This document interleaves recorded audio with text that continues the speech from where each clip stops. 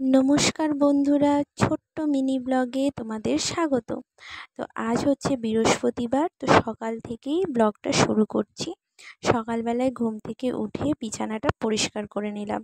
আর এই বিছানা পরিষ্কার করলেই কিন্তু দেখবে একটা সকাল সকাল বেশ এনার্জি আসে, যে সকালবেলায় কাজবাজ করলাম, বেশ ভালো লাগে।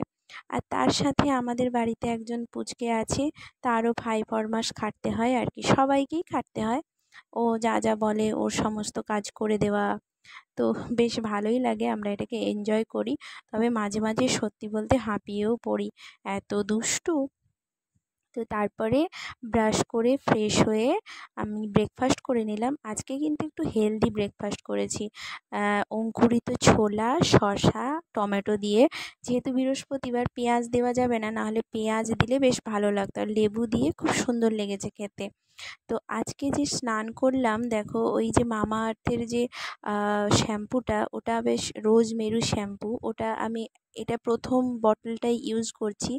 আর শ্যাম্পুটা আমার এত ভালো লেগেছে, ওর স্মেলটাও এত সুন্দর, আর চুল ওঠাটাও না সত্যি কথা 20% হলেও কমেছে। তো তোমরা কারা কারা ইউজ করেছো আমাকে কমেন্ট করে জানাবে, আর যারা ইউজ করোনি তারা কিন্তু একবার ট্রাই করতে পারো।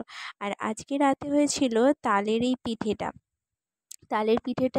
তালের এই যে মাড়টা ফ্রিজেই ছিল, তো মা বললো আজকে একটু বানিয়ে দেবে, তো বেশ ভালো লাগে খেতে। এই পিঠেটা কিন্তু আমার খুব ভালো লাগে খেতে, দুধ দিয়ে বা চিনি দিয়ে বেশ ভালো লাগে খেতে। জানি একটু আনহেলদি, তবে মাঝে মাঝে আনহেলদি খাওয়াই যায়। তো কেমন লাগলো কমেন্ট করে জানাও।